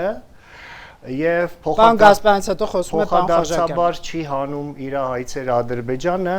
դա նշանակում է, որ հետո մենք առերեսվելու ենք ռեպարացիաներ վճարելու անհրաժեշտության հետ։ Իշխանությունն ասում է եկեք երկուսով հանենք, որ Չի հանի, Ադրբեջանը չի հանի։ Իսկ եթե հանի, Ես նոր ասեցի, որ ինձ չընդհատել, եթե սենց շարունակվի, ես արդեն ուրիշ Չեմ բանի կարող կհասնեմ։ հանգիստ էլ թե ոնց է Ուրեմն Լավ, ես հարցի եմ փոխադարձաբար հայցեր հանել չի լինի, ինչպես չի լինի եւ մնացած դե ամեն մարդը ինչը։ այդպես է մտածում, պարոն Յանիսյան, խնդրում Հիմա եմ։ ես մտածում եմ որ այս պատը կանաչ գույնի է Իսկ դու Միգուցե դուք մտածում ճիշտ ես, եք, որ պարոն տարածքային ամբողջականությունը 29000 քառակուսի կիլոմետրնա ցույց տալի քո տգիտությունը։ Այ լավ, իրավական չի առումով։ կարելի Չէ, վիրավորել։ որովհետև ես ասեցի, ես խոսում եմ ինձ Չէ, խնդրում չվիրավորենք։ Եթերը կընդհատենք, եթե Քաղաքական տգիտության մասին է խոսքը, որովհետև այս մարդկանց Եթերը մենք պարտավոր ենք ընդհատել, եթե վիրավորվեն Հայաստանը հնչու։ Սա վերջին զգուշացումն երբեք է։ որևէ երկրի հանդեպ տարածքային պահանջ չի ունեցել։ Խոսքը գնում է վերականգնել Հայաստանի Հանրապետության տարածքային ամբողջականությունը համաձայն միջազգային իրավունքի, այլ ոչ թե ստալինյան քարտեզի։ Սա մեկ, երկրորդը Դիտորդներին հեռացնելուց հետո իհարկե Ադրբեջանի համար ավելի նպաստավոր պայմաններ կստեղծվեն ագրեսիայի հայցերը հանելուց հետո հակադիր հայցերը արդեն կան կշարունակվեն եւ ռեպարացիաների պահանջ կլինի ռազմական այսպես կոչված հանցագործներին արտահանձնելու պահանջ կլինի անկլավների միջանցքի եւ այլն ես ուզում եմ իմ ընդդիմախոսներին տխրեցնել ասելով որ եթե նույնիսկ իշխող ուժը հրաժարվում է Արցախի հարցից միջազգային հանրությունը չի հրաժարվի երբեք եւ դրա մասին է վկայում Եվրամիության բանաձևը, որը որ ստիպում է պարտադրում է Եվրամիությանը սեփական հայցով դիմել էթնիկ զտման վերաբերյալ Ադրբեջանին, այսինքն պատժել Ալիևյան ռեժիմին, անկախ նրանից թե Հայաստանը այդ հայցերը կներկայացնի թե չէ, Եվրամիությունը ինքը մտադիր է դա անել։ Շվեյցարիայի խորհրդարանի բանաձևերը սենատում, ստորին պալատում Արցախի հայերի վերադարձի եւ բանակցությունների վերաբերյալ Արցախի հարցը որպես հայկական հարցի բաղկացուցիչ մաս անպայման բերելու է օրակարգ որպես տարածաշրջանում հենց հիմա ստեղծվելիք նոր աշխարհակարգի բաղկացուցիչ մաս եւ մենք հիմա հենց դա ենք տեսնում Ռուսաստանի նահանջ մոտակա փոփոխություններ Իրանի ներսում, որը մենք հիմա տեսնում ենք ցույցերի տեսքով շահի զավակի վերադարձնելու կոչով, այսինքն Իրանի դիրքորոշումը կտրուկ կարող է փոխվել օգուտ արևմուտքի եւ մենք տեսնում ենք քաոսային վիճակ Թուրքիայում եւ հիմա հրաժարվել մեր իրավունքներից հենց այն պատմական ճակերտավոր միսիան է, որի համար այս ուժը բերվել է իշխանության եւ որի համար Ալիևը, Էրդողանը եւ Վլադիմիր Պուտինը սրտատրոփ սատարում են իշխող ուժին։ Վիլսոնյան իրավարար վճիռը հեգնել նշանակում է ունենալ տարրական քաղաքագիտական գիտելիքներ։ Վիլսոնյան իրավարար վճիռ եւ Տիգրան Մեծի Հայաստան դրանք տարբեր բաներ են։ Վիլսոնյան իրավարար վճիռը դա իրավարար վճիռ է, որը ունի օրենքի ուժ, որի մասին իրենք թուրքերը լավ գիտեն։ Կարինե Գևորգյանն է խոսում եւ Թուրքիայի գլխավոր շտաբի պետի տեղակալը կարծեմ պարոն Պապյանը ասում էր իր տեխնացիական թեզը հենց Վիլսոնյան իրավարար վճիռն էր։ Նրանք գիտեն, որ դա միջազգային անլեգիտիմ փաստաթուղթն է, որով հաստատվում է Հայաստանի մանդատը Արևմտյան Հայաստանի մի մասի եւ Նախիջևանի ու Հայոց Արցախի վերաբերյալ։ Ինչ վերաբերվում է, բոլորը երկար խոսացին, մի բան էլ ասեմ, եթե թույլ տաք։ Տեր-Պետրոսյանը 97-98 թվականին չէր ցանկանում խաղաղություն, ցանկանում էր նույն զիջումները անել, ինչ հիմա։ Տեր-Պետրոսյանը ուներ հնարավորություն, հոյանկապ հնարավորություն խաղաղություն հաստատել, իրական արդար խաղաղություն հաստատել Հայաստան տարածաշրջանում 94 թվականին, երբ որ ադրբեջանական բանակը ջախջախված էր, Տեր-Պետրոսյանից պահանջվում էր խոսել Հայաստանի առաջին եւ միակ հանրապետության իրավահաջորդության մասին, իդեպ Ադրբեջանը եւ Վրաստանը իրենց հռչակել են իրենց առաջի հանրապետությունների իրավահաջորդ։ Հայաստանի պարագայում Մոսկվան դա թույլ չտվեց, ինչի։ Եթե Ադրբեջանի եւ Վրաստանի պարագայում դա նրանց համար վտանգ չէր սպառնում, ապա Հայաստանի պարագայում վտանգավոր էր, որտեղ Հայաստանի ձեռքում է տարածաշրջանի իրական սահմանների բանալին, իդեմս իրավարար վճռի, եւ դրա համար Տեր-Պետրոսյանին ներդրեցին, բերեցին իշխանության, որ նա կառուցի երրորդ հանրապետությունը, որտեղ ստե խոսեցին, որ մենք ունեցել ենք հնարավորություն, չենք օգտագործել, այո, ունեցել ենք, բայց չենք օգտագործել, որտեղ չենք ունեցել քաղաքական գլուխ ազգային իշխանություն Երևանում, որը Փայլուն ռազմի դաշտում կերտած փայլուն պատերազմի հաղթանակից հետո դիվանագիտական հաղթանակ կտանենք։ Հիմա մենք պիտի անենք ճիշտ հակառակը։ Դիվանագիտական հաղթանակներով դրա համար պետք է կատարվի իշխանափոխություն, որը շուտով կլինի, ես քիչ հետո կմանրամասնեմ ինչի եմ վստահ դրան։ Խնդրեմ, պարոն Խաչատրյան։ Հայկական զինված ուժերը հետնահանջեցին իրենց դիրքերից եւ դա իրականացվեց սահմանազատման անվան տակ։ 4 գյուղերի թեման Այո, բայց դրանք այդպես էլ սահմանազատում անգամ այդ տարածքում, որտեղ Հայաստանը հակընդդեմ ստանալու բան ուներ, չիրականացվեց։ Այսինքն սահմանազատման անվան տակ փաթեթավորվեց այդ ամեն ինչը։ Խաղաղության պայմանագրի անվան տակ հիմա իրականացվում է փաթեթավորում Հայաստանի մեկ այլ սուվերենության բաղադրիչի զիջման, որը սեփական տարածքում երրորդ ուժերի տեղակայման իրավունքն է, որը ունեն սուվերեն երկրների մեծ մասը, Թուրքիայում ամերիկյան ռազմաբազա կա, Գերմանիայում ամերիկյան ռազմաբազա կա, չգիտեմ, Լիբանան-Իսրայել սահմանին կան զինված ՄԱԿ-ի խաղաղապահ զորքեր։ Հիմա մենք այս սուվերենության աստիճանն ենք զիջում։ Սահմանադրական բարեփոխումների անվան տակ էլ զիջվելու է Ալիևի այն պահանջը, որ անկախության հռչակագիրը պետք է անվի։ Հիմա ինչու է իշխանության մոտ սա ստացվում շարունակաբար իրականացնել, չէ՞ որ սա մեր հակառակորդ պետության պահանջներն են, որոնք միակողմանի են իրականացվում, դիմաց Հայաստանը ոչինչ չի ստանում։ Պատճառը նրանում է, որ Հայաստանում գործում է 5-րդ շարասյուն, որը այս նարատիվները լեգիտիմացնում է, այդ փաթեթը, որը իշխանությունը հնարում է, որ այ տեսեք սա սահմանազատում է, տեսեք սա սահմանադրական բարեփոխում է, տեսեք սա անկախության, սա խաղաղության բանակցություններ են, այդ 5-րդ շարասյան ներկայացուցիչները ակնհայտորեն թշնամու պահանջը երկրի ներսում լեգիտիմացնող գործողություններ են իրականացնում։ Նրանք տեսանելի են, ովքեր այս փաթեթը լեգիտիմացնում են, ասում են, որ նորմալ է, որ Հայաստանը իր սեվերենությունը զիջի, բայց դրանով Ադրբեջանը իր ագրեսիայի լեգիտիմությունից կզրկվի եւ այլն։ Սրանք այս նարատիվներն են։ Ինձ համար մենակ մի բան հասկանալի չի, արդյոք իրենք այս փաստարկները, այս ռոպագանդան իրականացնում են իշխանության պահանջով, թե Ադրբեջան, Թուրքիա ի սկզբանե ովքեր է սրանք առաջ են քաշել։ Ես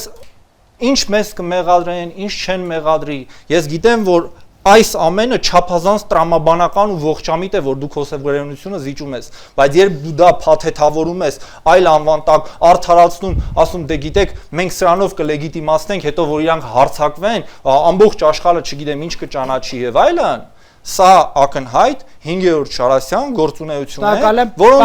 որի գնահատականը կտա արդեն հաջորդ քաղաքական համակարգը, որովհետև այս քաղաքական համակարգում այս մարդիկ սերտաճել են իշխանության հետ այսպես եւ արդեն པարզ չի, իրանք իշխանական նարատիվն են ասում, թե ադրբեջանա-թուրքական նարատիվը։ Չեք տարբերում իշխանական։ Արդեն չեմ տարբերում, ոչ։ Ում ամիջական ղեկավարը։ Սրանց մի տարի առաջ Դե ինքը այդպես է։ Նիկոլ Փաշինյանի հատուկ հանձնարարություններով դեսպաններ ու մի տարի առաջ հայտարարում էր, որ մի շարք հարցերով Լուսավոր Հայաստան կուսակցությունը ընդդիմադիր չի նույնիսկ։ Հիմա կներեք, նորից եմ ասում, այս ամեն ինչ ասում եմ մի մարդ, ում քաղաքական ուժը մի շարք հարցերով, առնվազն մի 5-6 հարց, ես հիմա կարող եմ ասել նորում նաև ամսաթվերով, թե որ ամսաթվին եւ որ ամսաթվին իրանց տեսակետը 180 աստիճանով փոխվել է։ Նորում տարբեր ոլորտների հարցեր։ Այս առումով իհարկե էպիկա, որ նման քաղաքական ուժի ներկայացուցիչը գալիս ու ինչ-որ մեծ բաներից է խոսում, բայց ես ուզում եմ երկու բան ասել։ Որ 5-րդ Շարասյան ներկայացուցիչն է եթերում խոսում։ 5-րդ Շարասյան ներկայացուցիչը դու ես։ Այդ բան չի։ Լավ, եկեք չվիրավորենք, խնդրում եմ։ Քիչ առաջ դու ինձ OEK էիր ասում, հիմա դու նեղվում ես, որ դու 5-րդ Շարասյան ես։ Մենք OEK երբեք չենք եղել, բայց դու Դու OEK-ին անցել ես, OEK-ի համար պետք է վիրավորական լինի, որ ես դες OEK եմ անվանում։ Արմի Անիսյան, Դու ադրբեջանա-թուրքական 5-րդ Շարասյան մաս ես։ Չէ, ադրբեջանա-թուրքական, Արի։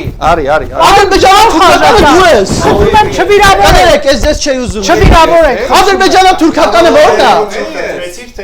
Ադրբեջանա-թուրքականը ո՞րն է։ Վերջ, փակում ենք Այն ինչ որ հաղորդումը։ դու պաշտպանում ես։ Փակում ենք հաղորդումը, մարդու տեսակետի համար չի կարելի այդ։ Մենք ես ու դու մնանք, չէ՞, այս խոսենք։ Կլինի իրենք Ես սա չի գնան, մենք սպասի։ երկուսով մի քիչ խոսենք։ Չէ, նշանակում Ադրբեջանը։ Վերջ, խնդրում եմ։ Անգամ ինձ OEK ասելուց 5 Խնդրում անգամ եմ, մտածել։ վերջ, չի կարելի։ Կարևոր Պարոն հարց Ալիքյան։ բարձրացվեց։ Բայց ես մի րոպե մի երկու բանել եմ ուզում ասել։ Բայց ո՞ր բաժակի մենք էլ ենք չեմ անդրադառնալու Լուսավոր Հայաստանից։ Պարոն Անիսյան, ըստ էության, եթե Ինչ խոսել վերաբերում է մի քանի բան Խայցան ասվեց։ համաձայնագրի Մի վերաբերյալ։ քանի բան ասվեց, որ Հայաստանում այլևս չեն կարողանա տեղակայվել Այո։ այլ երկրների Մեր սուվերեն իրավունքը զիջում է։ պայմանագիրը դա ընդհանրապես չի ընդհանրում, որտեղ ընդհանրում է սահմանի երկայնքով, հա։ Այսինքն, երբ որ ասում է, որ այս երկրի ռազմաբազային Նաև կներեք, ասում է, որ Ադրբեջանը չի զիջում, որովհետև մեզ է պետք երրորդ ուժեր բերել, Ադրբեջանին դա պետք Դե չի։ գիտեք, Ադրբեջանի մենք տեսել ենք, չէ՞, մեր դեմ ռազմական ագրեսիայի սահմաններում, մենք տեսել ենք, չէ՞, մեր դեմ ռազմական ագրեսիայի սահմաններում ուրեմն Ձեր ձայնը իրոք Թուրքիայի եւ վարձկանների մասնակցություն, հա, այսինքն երրորդ ուժեր մեր դեմ կիրառվել։ Նաև կա Շուշի համաձայնագիրի դեպ Թուրքիա-Ադրբեջան, որով Թուրքիան պետք է աջակցի մեր կողմից գոնե վերջին պատերազմների ժամանակ մեր կողմից երրորդ ուժ չի կռվել, Ադրբեջանի կողմից կռվել է։ Եկեք այս պահը չմոռանանք։ Ես գիտեք, Ղարաբաղը պատերազմ սկսի։ Երբ Ղարաբաղը պատերազմ սկսի։ Արդյոք այս բոլոր քայլերը երաշխավորում են, որ պատերազմ չի սկսի։ Չէ, չեն երաշխավորում, իրոք կարա սկսի։ Բայց ամբողջ հարցը նրանն է, թե այդ պատերազմը սկսելու հավանականությունը ինչքան է, ինչ քայլեր ենք մենք անում, որպեսզի պատերազմի հավանականությունը նվազի եւ ամենակարևորը, եթե այդպիսի պատերազմ լինի, ինչպիսին կլինի աշխարհի տարբեր երկրների արձագանքը։ Ես առումով շատ կարևոր է, որ մենք մեր զինանոցը նաև այս առումով ամրապնենք։ Ադրբեջանը արդյոք կստորագրի խաղաղության պայմանագիրը։ Հրայրը շատ լավ հիմնավորեց, որ Ադրբեջանը չի ուզում ստորագրի խաղաղության պայմանագիրը։ Ադրբեջանը չի ստորագրի խաղաղության պայմանագիրը, ես դրանում վստահ եմ։ Բայց տակտիկական քայլ եւ ես հույսով եմ, որ Ադրբեջանը գիտեք, իհարկե որ ստորագրի դա վատ չի լինի։ Բայց եթե չստորագրի, Եվրամիության դիտորդները ամեն դեպքում մնալու են։ Եվ Այստեղ մի շատ կարևոր բան կա, որ մենք մոռանում ենք, դա պատերազմը չի կարող սկսել հենց այնպես։ Ադրբեջանը Ղարաբաղի դեմ ռազմական ագրեսիա սկսելուց առաջ երկար դրա համար լեգիտիմ հիմքեր էր պատրաստում։ Տասնամյակներով աշխատում էին։ այդ սա դիվանագիտական պարտություններից, մեր դիվանագիտական պարտություններից հետո Ադրբեջանը աշխարհին շատ լավ կերակրեց, որ ինքը պետք է ռազմական ուժով Արցախը հետ վեկալի եւ աշխարհը դա կերավ։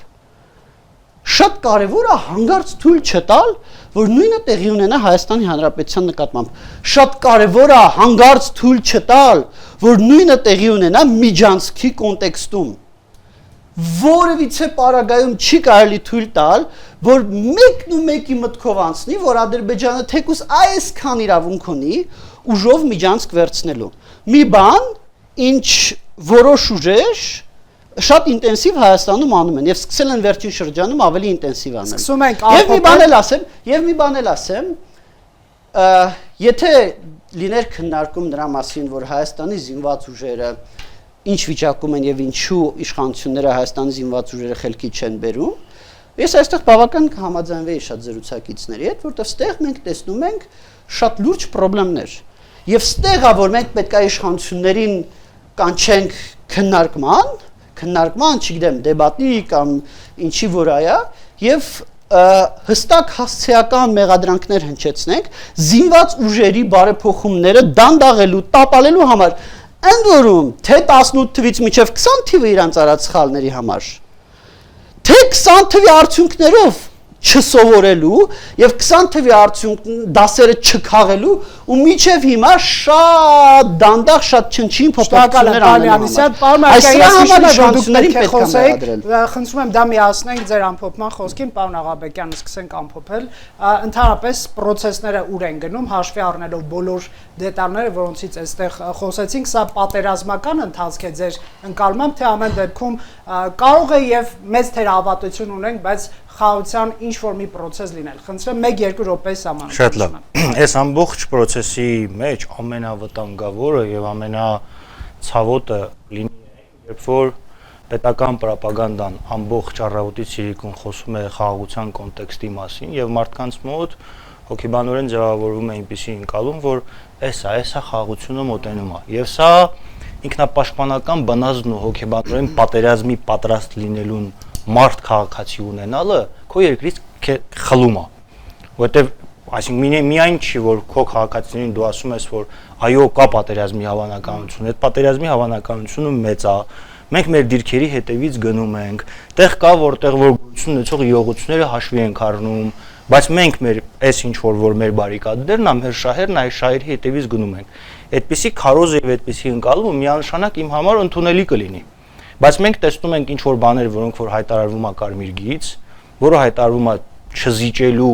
ենթակա ինչ որ բան, ասում է ինչ որ մի ժամանակ ստեղծվում է տեղեկատվական սպառնալիք, որ այս Ադրբեջանը կհարձակվի,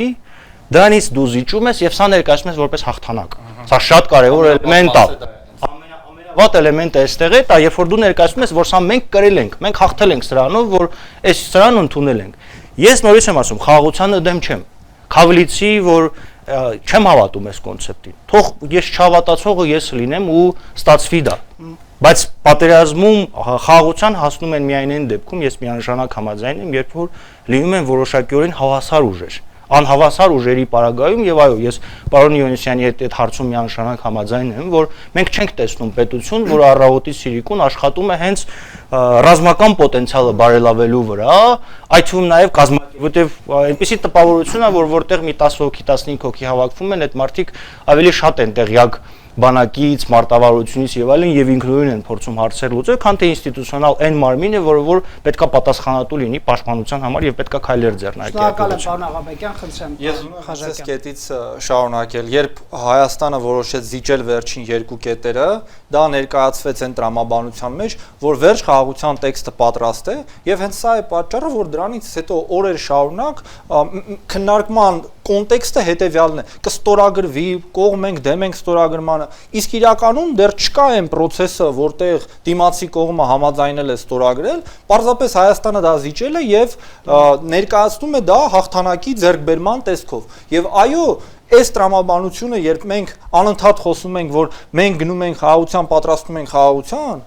մեզ համար շատ կարևոր է այդ խաղաղությունն ունենալ։ Մենք սպասում, ձգտում ու ամեն ինչ արել ենք եւ շարունակում ենք անել այդ խաղաղության համար։ Բայց այս կոնտեքստում, երբ Ադրբեջանը ակնհայտորեն դրան չի գնում եւ այո ռազմաքաղաքական բալանսն էլ ինձ համար որպես քաղաքական մարդու քաղաքական բալանսը շեշտադրելով խախտված է, այս պայմաններում հնարավոր չի շարունակությունը ապահովել։ Հիմա ես կարծում եմ, որ Փաշինյանը ի վերջո միակողմանիորեն ստորագրելու է այս փաստաթուղթը եւ բոլոր միակողմանի վերցված պարտավորությունները իրականացնի, այսինքն դիտորդներին հանի ավելի շուտ, քան դա Ադրբեջանն էլ կստորագրի, հայցերը հետ քաշի ավելի շուտ, քան Ադրբեջանը ինքը դա կանի, եւ բնականաբար Հայաստանում այն մարդիկ, ովքեր սպասարկելու են այս նարատիվը, ասելու են դե գիտեք, մենք քայլը անում ենք, որ լեգիտիմությունը ապահովենք։ Եվ տեսեք, Էդմոն Մարուքյանը շատ ակտիվ սրա մասին խոսում է, չէ՞։ Իշխանության կողմից անդադ հարձակումներ, տարբեր մարդկանց կողմից։ Այս մարդիկ մի տեսակետ են ներկայացնում։ Ես ցավում եմ իրականում, որ այսօր այս միջադեպը տեղի ունեցավ, պարոն Հովհաննիսյանը ասենց դուրս եկավ հունից, բայց դա ինչու է այդպես, որովհետև մեր թիրախը իշխանությունն է եւ այն մարդիկ, ովքեր նույնականացվել սերտաճել են իշխանության հետ, իրենց վրա են վերցնում, իրենք են պատասխանում, իրենք են նեղվում։ Բայց ես ասում եմ, ես չեմ ուզում երբեք ու երբեք անցնել վիրավորական, մի րոպե։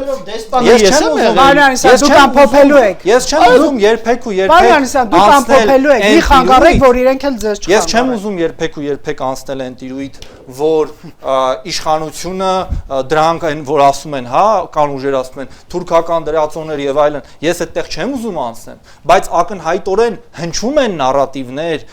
տեսակետներ եւ այլն, որոնք անընդհատ սնուցվել են Ադրբեջանի ու Թուրքիայի կողմից եւ շատ հաճախ էս մարդիկ այդ նարատիվները անդադ կրկնում են։ Հիմա եթե պետքա որ Հայաստանը այս ամեն ինչը ընդունի եւ դա էլ համարի հաղթանակ, այլ ոչ թե լավ ծանր զիջում, դա իրականացվում է ադրբեջանա-թուրքական 5-րդ Շարասյան կողմից, որը ես հուսակ դուք կդիմեք դատախազություն ապացույցներով ադրբեջանա-թուրքական 5-րդ Շարասյան մասին։ Հրապարակային ելույթները որոշ անձանց հանրայինին տված, ձեզ տված հարցազրույցները կցեմ ուղարկե մահացը, բայց որը կքննի նորմալ ըստ էության եւ ոչ թե իշխանական տրամաբանության մեջ վստահաբար գնահատական կտա։ Ընտիր, խնդրեմ, պարոն Գասպար։ Ես նորից ուզում եմ կրկնել, որ կնեք իմ հարցը, եկեք ամփոփիչ խոսք կա, պատերազմական տրամաբանությամբ պատերազմը մոտենում է ամեն օր, քանի դեռ ներկա իշխանությունը գոյություն ունի։ Կա Նիկոլ Փաշինյան, կա պատերազմի վտանգ, չկա Նիկոլ Փաշինյան, չկա պատերազմի վտանգ, որտեվ այն իշխանությունը, որը կձևավորվի իշխանափոխությունից հետո միանգամից շատ արագ եւ այդ ձևերը շատ հայտնի են, կվերականգնի ռազմաքաղաքական բալանսը,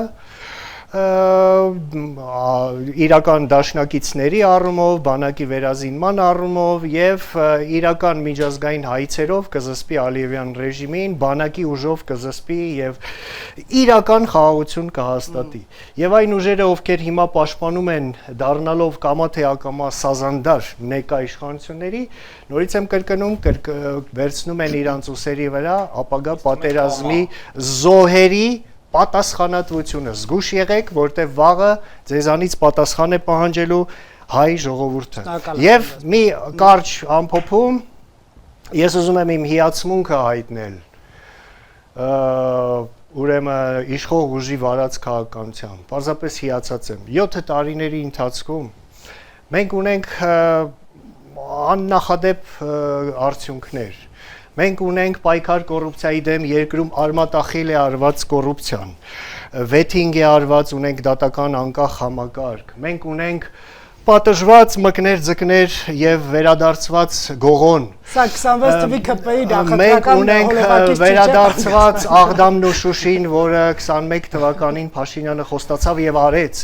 Մենք ունենք վերջնականապես լուծված Արցախի հարց։ Մենք ունենք դելիմիտացիա, որով հրճվում էր այսօրվա բանախոսը, որի արդյունքում հանձնվեցին պաշտպանված դիրքերը Տավուշի մարզում, որի արդյունքում Լոռի մարզը կրական նշանի տակ է եւ Հայաստան-Վրաստան միջպետական ճանապարհը մենք ունենք շատ այլ ձեռքբերումներ, ծաղկում է առողջապահությունը, ավարտեք թե չէ ԿՊՆԿ վերընտրվի։ Տրանսպորտը ոչ միայն թանկացավ, այլև դարձավ անվճար հոյակապ եւ այդ ամենի արդյունքում իշխող ուժի ռեյտինգը, որը ընդամենը 80% էր 18 թվին, սրընթաց աճ արձանագրեց եւ հիմա կազմում է 10%։ Մոտ ապագայում ես կանխատեսում եմ, որ հայ ժողովուրդը լի է վճռականությամբ ողողել Երևանի հրապարակները ջերմ շնորհակալություն հայտնելու Նիկոլ Փաշինյանին։ Ես եմ շնորհակալ հետաքրքիր ամփոփման համար։ Եկեք պարոն Հրանիսյանը, հետո դուք, հա։ Ուրախ եմ, որ իմ զրուցակիցը վերջում նշեց ժողովրդին, որովհետև նախորդող ելույթներից իմ մոտ պետք է տպավորություն ձևավորվեր եւ ոչ միայն իմ մոտ, որ ժողովուրդը ստեղ բացակա է, որովհետև մեղմ ասած ես Լևոն Տեր-Պետրոսյանի կողմնակիցը չեմ, բայց Լևոն Տեր-Պետրոսյանը 91 թվականին հայ ժողովրդի կողմից է դարձվել նախագահ։ Եվ Նիկոլ Փաշինյանն էլ հայ ժողովրդի կողմից է դարձել վարչապետ։ Եկեք այս հանգամանքները չանտեսենք եւ երբ որ դուք ասում եք այս ուժերը բերեցին, այն ուժերը բերեցին, դրանով դուք փորձում եք ժողովրդի դերակատարումը այս կարևոր process-ներում արժեզրկել, ինչը շատ վտանգավոր է, ես ձեզ խորհուրդ չեմ տալիս դա անել, թեև ձեր գործն է։ Ինչ վերաբերվում է թեմայից էլ խոսենք այսօր։ Հայաստանը սպառնում է ոչ միայն պատերազմ, Հայաստանին սպառնում է եւ դա մենք ամեն օր տեսնում ենք, ոչ միայն սպառնում է, այլ նաեւ իրագործում են հիբրիդային հարձակումներ։ Տարբեր հիբրիդային հարձակումներ, որոնք Հայաստանին պետք է ստիպեն, որոնց նպատակն այն է, որ Հայաստանը կատարի այնպիսի քայլեր, որոնք Հայաստանի շահերից չեն բխում։ Եվ այդ հիբրիդային հարձակումների մեջ մտնում է չգիտեմ, այդ հիբրիդային հարձակումների մեջ օրինակ դրա ամենակուլմինացիան 21 թվականի մայիսին, երբ որ ադրբեջանցիները մտան ուրեմն Սև լճի վերին շորժայի ուղությամբ եւ այն ժամանակ վտանգ կար, որ դա կարող ավարտվի խորը քաղաքական ճգնաժամով եւ ընտրությունները տապալվեն, հա, օրինակ, այսինքն այդ հիբրիդային հարձակումների մեջ ցավոք սրտի մենք տեսնում ենք, որ մասնակցում են շատ մարդիկ, որոնք որ Հայաստանում են։ Այդ մարդիկ դա անում են Ադրբեջանի համար, այդ մարդիկ դա անում են իրենց ինչ որ բաներ չհասկանալու, հա, անգլերեն բառը useful idiot լինելու պատճառով, թե այդ մարդիկ դա անում են Ադրբեջանի ակնհայտ է, չէ՞ որ դաշնակիցն են, Ադրբեջանի դաշնակից Ռուսաստանի պահանջով, հորդորով, վճարով, դժվար է ասել։ Ամեն դեպքում այդ մարդիկ տեսնում ենք, որ հաճախ գնում են Ռուսաստան եւ այնտեղ շատ շփվում են, հայտնի են անունները։ Եվ որովհետև արարքներում հաճախ տենց ակնհայտորեն քրեական օրենսգրքով արգելված արարք ցավոք սրտի ուրեմն հանցագործություն չեն տեսնում եւ այս առումով Չէ, նույնիսկ շատ հայտնի անուններ կան, եւ խոսքը միայն լուսավոր Հայաստանի մասին չի, հա։ Անուններ կան, Լավրովը գովում է այդ մարդկանց, Մոլդովայում այդ մարդիկ հետախուզման մեջ են, Մոլդովայի դեմ հիբրիդային գործողությանը մասնակցելու համար, բայց այդ մարդիկ մասնակցում են։ Դու դեռ որպես 5-րդ շարասյուն Դավիթ Պարյանիսյան խնդրում եմ ըստեյության խոսել, որ ավարտենք։ Եվ հաճախ տեսնում ենք, որ դա տեղի է ունենում։ Հիմա մենք տեսնում ենք, որ շատ օտար ուժեր Ռուսաստանը, Ադրբեջանը ինչ որ նարատիվներ են առաջ տանում, եւ այդ նարատիվները ստեղ նույնականորեն կրկնող մարդիկ կան։ Ադրբեջանում հիմա կպած հրայրը նշեց, նարատիվ են առաջ տանում, որ խաղաղության պայմանագիրը ոչ թե պայմանագիր, այլ շրջանակային բան է, եւ տեսնում ենք, որ ստեղ պրոկոչարանական ուժերը դա կրկնում են։ Մեկնաբանման հարց կա օրինակ նոյեմբերի 9-ի համաձայնագրի, մեկնաբանման հարց կա մեկնաբանման հարց կա ուրեմն սահմանի երկայնքով երրորդ ուժերի տեղակայման եւ տեսնում ես որ շատ ուժեր դա մեկնաբանում են հենց ոնց որ դա պետք է Ռուսաստանին ու Ադրբեջանին։ Ուզում ես հարցնես եղբայր, դուք Որ երկրի քաղաքացիության паспорт ունեք ձեր ձեռքում, Ռուսաստանի, Ադրբեջանի թե Հայաստանի։ Շնորհակալ եմ։ Ու մի բան էլ այդ բանի մասով, այդ այնքան ասեց, ես մի էպիկ պատմություն հիշեցի, Չէ, շատ կարճ, 30 վայրկյան այո, որը չեմ սիրում բան անեմ, դա հոկտեմբերի 2-ներ 3-ներ մնաց 20 վայրկյան 20 թվականի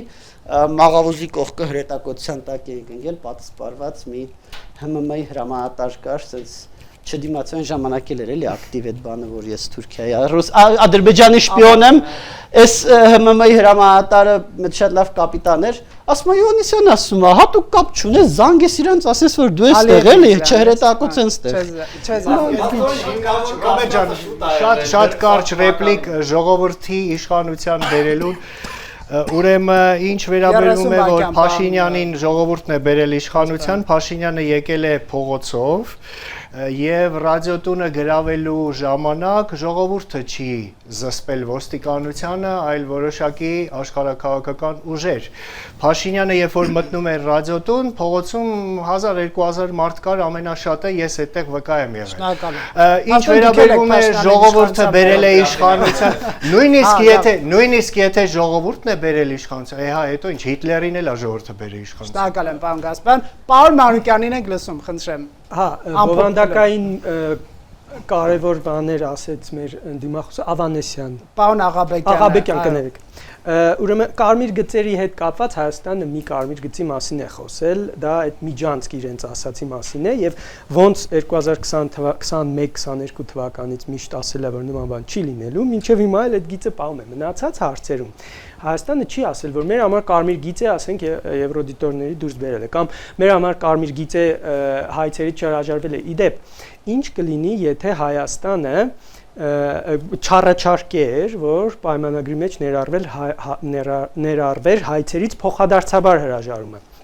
Ենթադրեն գործերը գնացին եվրոպական դատարաններ, ինչ էր լինելու։ Վճիռներ էին լինելու եւ Հայաստանի դեմ, եւ Ադրբեջանի դեմ, ընդ որում շատ դժվար է ասել, որից դեմ ավելի վատ վճիռներ կլինեին։ Դժվար է ասել, մի ընդհատիկ էլի, թողեք։ Մենք ունենք օրինակ անվտանգության խորհրդի բանաձևեր Լեռնային Ղարաբաղի հարակից շրջանների հետ կապված եւ այդ հարցով կանխատեսելի է, որ Հայաստանի դեմ էլ էր վճիռներ լինելու։ Հիմա Այո, արդեն Հայաստանի դեմ վճիռ եղել է մարդու իրավունքների եվրոպական դատարանում։ Եվ ինչ է լինելու այն աշխարհակաղակական իրավիճակում, երբ որ Ադրբեջանը արդեն մի անգամ վճիռը ուղղակի խախտել է, չի կատարել, մենք էլ այդ Հայաստանի դեմ վճիռը առանձնապես չենք կատարել։ Եվ այն աշխարհակաղակական իրավիճակում, երբ որ ազատ աշխարհի առաջնորդ պետությունը Միացյալ Նահանգները մարդու ուրեմն միջազգային իրավունքին երկրորդական նշանակություն է տալիս ու դրան հակասող բաներ է ասում, այդ վճիռները չէին կատարվելու եւ հարցը չէր լուծվելու։ Ընդ որում ես ասում եմ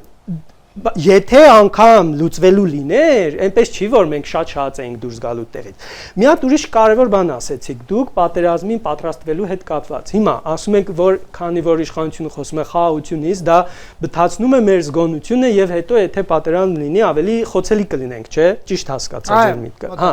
Հիմա տեսեք, պատկերացրեք դրա հակառակ ուղղությունը։ Հիմա իշխանությունը ելնում ասում է ժողովուրդ, դե փորձեցինք, չստացվեց խաղաղության հաստատելը, հիմա պատրաստվում ենք պատերազմի։ Ձեր կարծիքով դրանից Հայաստանը կուժեղանա, չի ուժեղանա Հայաստանը դրանից։ Մարդիկ շատերը իրատես լինեն։ Մարդիկ դուրս գալու, դուք հարց եք տալիս։ Ձեր ժամանակը պետք է վատնենք, այսպես ասենք, պարոն Աղաբեկյանի պատասխան վրա։ Համաձայն եք, թե Ես համաձայն եմ, ինքը բովանդակային բաներ ասում, բայց ավարտեմ, էլի։ Բայց հետո չասեք ինձ հնարավորություն չտվեցիք։ Չեմ ասի, ավարտեմ, երբ որ Հայաստանը ասում է մենք չստացվեց խաղաղությունը գնում ենք պատերազմի, դրանից նախ եւ առաջ մեծանում է Ադրբեջանի հարձակման հավանականությունը 1, երկրորդ դրանց Հայաստանը ամենևին չի ուժեղանալու, որովհետեւ մարդիկ սկսել են պանիկայի մեջ ընկնել, ամեն մեկը մտածելու է ոնց թողնի այնպես անի որ իր այդ զավակների մի մասը գոնե, մի մասը հանրության իրատես լինենք, փորձելու իր զավակներին Հայաստանից տանել։ Դրանով ոչ մի լավ բան չի լինելու։ Դրա համար իշխանության այն գիծը, որ փորձում է հաստատել խաղաղություն եւ հաստատուն գծով գնում է այդ ճանապարհով եւ փորձում է Ադրբեջանին պարտադրել խաղաղությունը արևմուտքի ճնշումը օգտագործելու միջոցով նաև դա այլընտրանք չունի այսօր։ Շնորհակալ եմ, ավարտեցինք, շնորհակալ եմ, հարգելի հեռուստադիտողներ, Ֆակտոր TV-ում հրավիրել են քննարկում խաղաղության համաձայնագրի վերաբերյալ, որին մասնակցում են Վահե Գասպարյանը, ԱԺԲ խորհրդի անդամ, Դավիթ Խաչատուրյանը, Լուսավոր Հայաստան կուսակցության փոխնախագահ, Արմայս Աղաբեկյանը, պատմաբան, Դանիել Յովհաննիսյանը, ԻՔՄ ծրագրերի համակարգող, Հրայր Մանուկյանը, Ուտրեխտի համալսարանի հետազոտող եւ քաղաքագետ։ Շնորհակալ եմ Ֆակտոր TV գալու համար, շնորհակալ եմ նաև ձեզ հետևելու համար, հաջողություն։